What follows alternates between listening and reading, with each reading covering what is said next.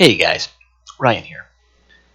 This video is going to discuss receiving a file geodatabase from an alternate source like an email, saving it onto your hard drive, and then adding the data into your ArcGIS Pro and then exporting it into your own geodatabase, a place where you want to do your editing. So what you're seeing right here is this is a zip file that has my gas valves.gdb geodatabase.zip, and all I'm going to do is we're just going to assume that I received that and I put it in a place that I wanted to work on it. So I'm going to just right click on this and extract it all. And as you can see, it's going to create a new folder called gasvalves.gdb, and then inside that is actually going to be my file geodatabase, and that shows up right here. And once we do that, we can open up our ArcGIS Pro, and as this loads, we will add our data. Actually, let's just do this for now. We'll do our add data right here, and then we'll navigate to our folders and navigate to our gasvalves.gdb, and right here is our geodatabase. So we double click in here and we can see that we have data sets in here. There are two different data sets. There's a gas valve polys and a gas valve points. The one that I want to work with is my gas valve point, so I'll just hit OK and I'll add that into my project. And as you can see, these little brown points, they show up all over. This is the city of Watertown, so we got these points everywhere.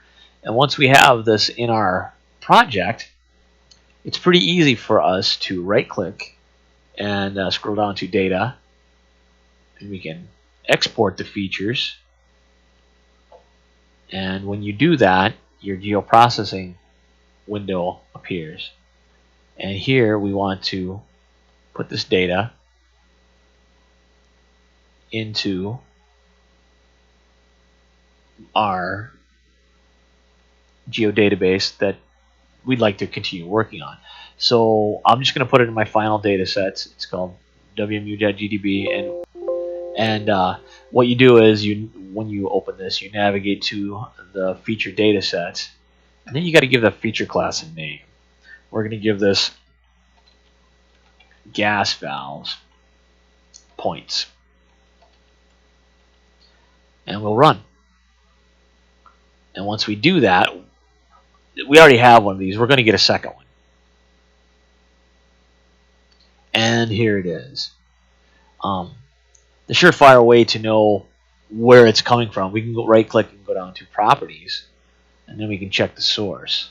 And in the source, it'll tell you what database and where is it located at. You can see that this is in GIS Watertown Utilities WMU, and then the feature class is called this. So, and it'll also give you where the feature data set is.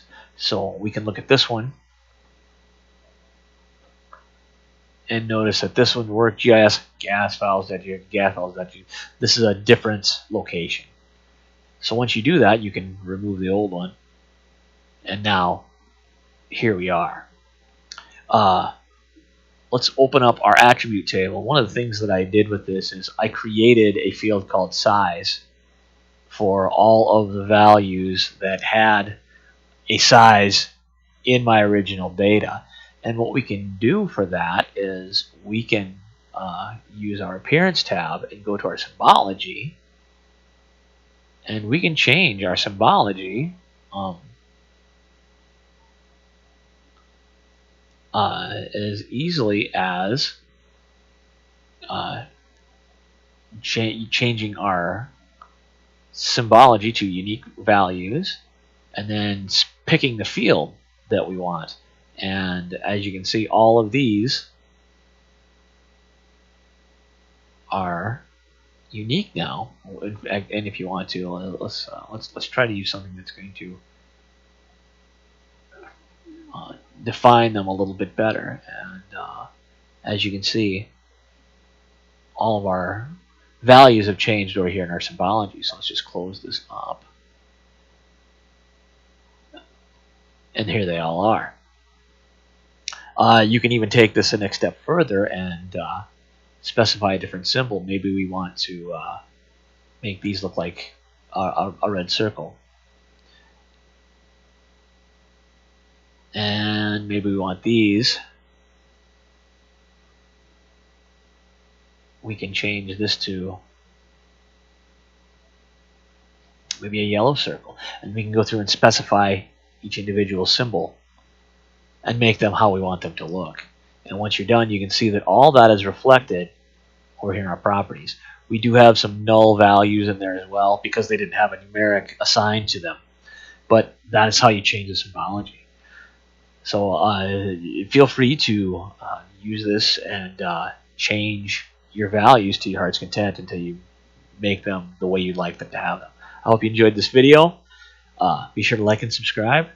Don't be afraid to contribute to the GIS Analyst Retirement Fund as well. Thank you.